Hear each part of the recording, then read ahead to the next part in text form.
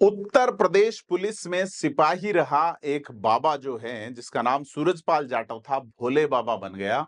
और इसी भोले बाबा उर्फ सूरजपाल जाटव के आयोजन में भगदड़ मची। 121 लोगों के मारे जाने की पुष्टि हो चुकी है। 150 से अधिक लोग घायल हैं। मृतकों की संख्या बढ़ने की आशंका भी जताई जा रही है।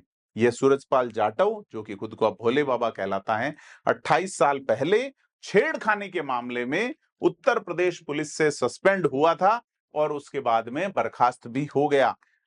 क्या जेल में इनको आध्यात्मिक अनुभव हुआ कि बाबा बन गए और इसके चरण की धूल लेने के लिए उमड़े 122 लोग अपनी जान गंवा बैठे।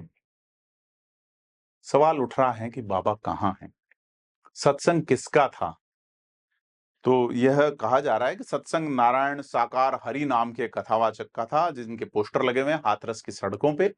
उसे विश्व हरि नाम से या भोले बाबा कहा जाता है। जुलाई महीने के पहले मंगलवार के आयोजन को मानव मंगल मिलन कहा गया और उसके आयोजक के तौर पे मानव मंगल मिलन सद्भावना समागम समिति बनाई गई। और इसमें 6 आयोजकों के नाम भी हैं, लेकिन उनके मोबाइल बंद हैं और फरार बताए जा रहे हैं। पुलिस कह रही है हमारे से संपर्क नहीं हो रहा। तो बड़ा सवाल ये है कि इस सत्संग वाले बाबा की असली कहानी किसी फिल्मी कहानी से कम नहीं है। यह सूरजपाल जाटव नाम का जो पुलिस कांस्टेबल था, उसने नौकरी से अलग होके रास्ता अपनाया और लाखों भक्त बना दिए। तो बताया जाता है कि ये जो है ना, कासगंज जिले के पटियाली के बहादुरपुर गांव का रहने वाला है। उत्तर प्रदेश पुलिस की नौकरी के शुरुआती दिनों में वह इंफॉर्मेशन जो यूनिट है पुलिस की, उसमें तैनात रहा और करीब 28 साल पहले छेड़खानी के एक मामले में निलंबित हो गया और बाद में पुलिस सेवा से बर्खास्त यानी कि टर्मिनेट भी कर दिया गया। हालांकि वो बताया जा रहा है कि आधा 1.5 दर्जन के आसपास पुलिस थानों में और इकाइयों में काम करता रहा है। वहां के अगर एसपी से बात करें तो वो लोग कहते हैं कि वो जेल में लंबे समय तक कैद रहा था और जेल से रिहाई के बाद सूरजपाल बाबा बन के ही आया था। तो यह बड़ा जो है हादसा एक हुआ है।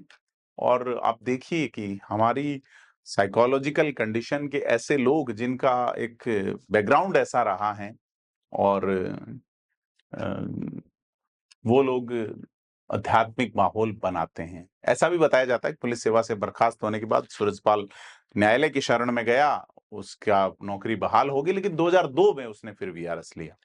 तो वह वहां से वीआरएस लेके अपने गांव नगला बहादुरपुर पहुंचता है और कुछ दिन रुकने के बाद वो एक कहता है कि ईश्वर से संवाद हुआ है और अब मैं भोले बाबा हूं। तो कुछ सालों के अंदर ही भक्त कई नामों से बुलाने लगे और बड़े बड़े आयोजन शुरू हो गए।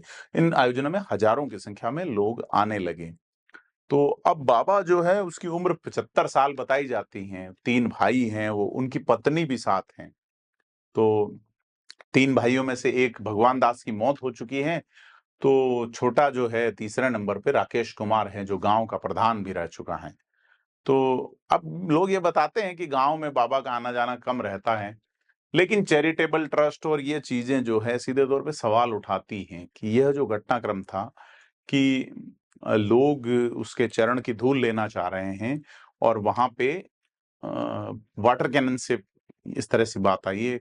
बाहर निकलने का रास्ता भी थोड़ा था, लोग एक के ऊपर एक गिरते गए और उनकी मौत हो गई। इतनी दर्दनाक, छोटे बच्चे, महिलाएं, बुजुर्ग। तो बड़ी चीज ये है। और एक चीज ये भी दिलचस्प है कि ये नारायण साकार नाम का जो ये महाराज है सूरजपाल और भोले बाबा, ये भक्तों से दान दक्षिणा चढ़ावा आदि नहीं लेता। इसके बावजूद उसके आश्रम आश्रम स्थापित हो चुके हैं। तो बड़ी चीज है कि पैसा कहां से आ रहा है, कौन इसको फाइनेंस कर रहा है। अखिलेश यादव भी 2023 में पहुंचे थे, तो पॉलिटिकल इन्फ्लुएंसर के तौर पे भी सीधे तौर पे नजर आता है। तो इन पे ये भी आरोप लगता है कि कुछ जमीनों पे कब्जे कर लिए। तो सारी चीजें हैं कि अ, अपने सत्संगों में जैसे ये बाबा हैं, ये सेवादार और उनके माध्यम से किस तरीके से लोकप्रिय होने के लिए स्टाइलिश भी दिखता है कि सफेद कपड़ों में नजर आता है, कुर्ता पाजामा, पैंट शर्ट और सूट तक पहनता है। तो ये ऐसा भगवा वाला मामला है नहीं। हालाँकि सोशल मीडिया पे अन्य बाबाओं की बजाय इसकी रीच नहीं के बराबर हैं। फेसबुक पेज-वेज ये नहीं चलाते, लेकिन ज़मीनी स्तर पे भक्त लाखों में हैं।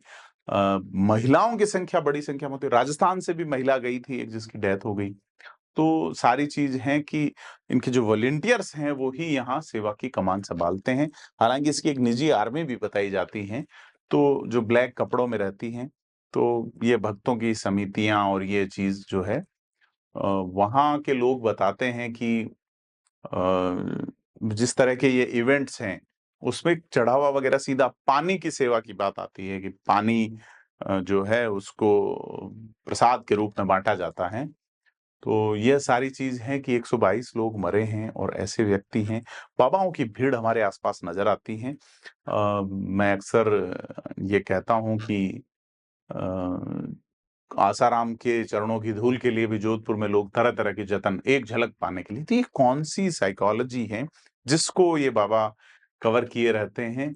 आप हमें कमेंट करके बताएँ कि क्या सोचते हैं आप इस घटना पे या इस तरह की सोच वाले लोगों पे?